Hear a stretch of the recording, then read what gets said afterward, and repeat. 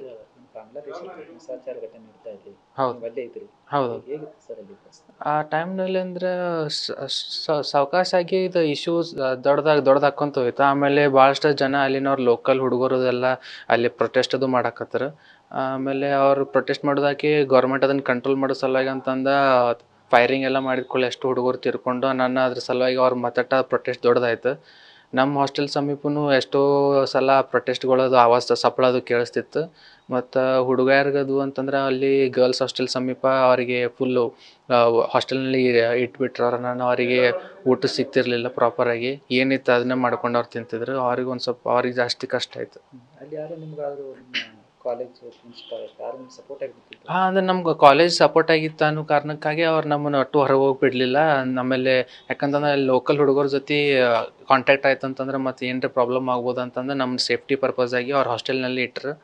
Hostel ಇಟ್ಟಿದ್ದು ಸ್ವಲ್ಪ safety purpose ಆಗಿ ಸರಿ ಇತ್ತು. ಬಟ್ ಊಟದು ಸಿಗ್ತಿರಲಿಲ್ಲ ಅಂತ ಅಂದ್ಕೊಳ್ಳಿ ಸ್ವಲ್ಪ ಕಷ್ಟ ಆಯಿತು. ಬಾಕಿ ಯಾವ ರೀತಿ ಹಿಂಸೆ ನಡೀತಾ ಇತ್ತು ಅಂತಂದರೆ ಅಲ್ಲಿ ಅವ್ರು ಲೋಕಲ್ನಲ್ಲೇ ಗೌರ್ಮೆಂಟ್ ಅಪೋಸಿಷನ್ನಲ್ಲಿ ಇದ್ರಲ್ಲ ಹುಡುಗರು ಅಂತ ಅಂದ್ಕೊಳ್ಳಿ, ಗೌರ್ಮೆಂಟ್ ಅವ್ರನ್ನ ಇದನ್ನು ಮಾಡಿ ತಡೆ ಹಿಡಿಲಿಕ್ಕೆ ಅಂತಂದು ಅವ್ರ ಮೇಲೆ ಅದು ಅಟ್ಯಾಕ್ ಅದು ಮಾಡತ್ತಿತ್ತು, ಗೌರ್ಮೆಂಟ್ ಫೈರಿಂಗ್ ಅದು ಮಾಡತ್ತಿತ್ತು. ಸೊ ಅದ್ರ ಸಲುವಾಗಿ ಇಶ್ಯೂ ದೊಡ್ಡದಾಯ್ತು.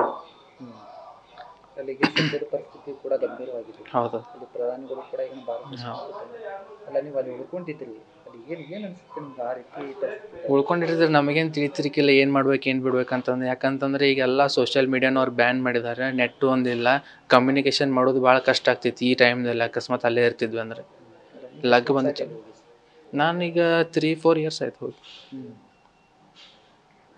ಮತ್ತು ಅಲ್ಲಿ ಈ ಸದ್ಯದ ಮಟ್ಟಿಗೆ ಈ ರೀತಿ ನಡೀತಾ ಇರೋದು ನಿಮಗೆ ಕರೆತರಕ್ಕೆ ಏನಾದ್ರು ಯಾರಾದರೂ ಹೆಲ್ಪ್ ಮಾಡಿದ್ರು? ಹೌದು, ನಮ್ಮ ಬೆಳಗಾವಿ DC ಸರ್ ಮತ್ತು MP ಅವ್ರು ಜಗದೀಶ್ ಶೆಟ್ಟರ್ ಅವರ ಹೆಲ್ಪ್ ಭಾಳ ಇತ್ತು. ಅವರು ಲಗ್ನ ಎಲ್ಲ ಕೆಲಸವನ್ನು ಮಾಡಿಕೊಟ್ರು, ಹೆಲ್ಪ್ ಮಾಡಿದ್ರು ಅಂದ್ರೆ ನಾವು ಲಗ್ ಬಂದ್ವಿ. ಇಲ್ದ್ರ ಅಲ್ಲೇ ಇರ್ತಿದ್ರು ಭಾಳ ಕಷ್ಟ ಆಗ್ತಿತ್ತು. ಇನ್ನು ಅವ್ರ ಅದ್ರ ಸಲ ಭಾಳ ಥ್ಯಾಂಕ್ಫುಲ್ ಅದೇ ಅವ್ರಿಗೆ ನಾವು.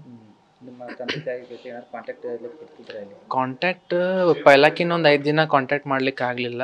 ಅದಾದಮೇಲೆ ಇಂಟರ್ನ್ಯಾಷನಲ್ ಕಾಲಿಂಗ್ ಮೇಲೆ ಮಾತಾಡಿದ ಒಂದು 2 ಮಿನಿಟ್ 3 ಮಿನಿಟ್, ಅದು ಒಂದು ಸ್ವಲ್ಪ ಸ್ಟಕ್ ಆಗಿ ಅಷ್ಟೇ ಚೆನ್ನಾಗಿದ್ದೀನಿ ಅಂತ ಅಷ್ಟೇ ಹೇಳ್ಬೋದು. ಅದಕ್ಕಿಂತ ಹೆಚ್ಚಿಗೆ ಮಾತಾಡೋಕೆ ಆಗ್ತಿರ್ಲಿಲ್ಲ, ಅಷ್ಟೇ ನೆಟ್ವರ್ಕ್ ಸರಿ ಬರ್ತಿರ್ಲಿಲ್ಲ. ನೀವೇನು ಕಲಿಯಕ್ಕೆ ಹೋಗಿದ್ರಿ ಅಲ್ಲಿ MBBS ಕಲೆ.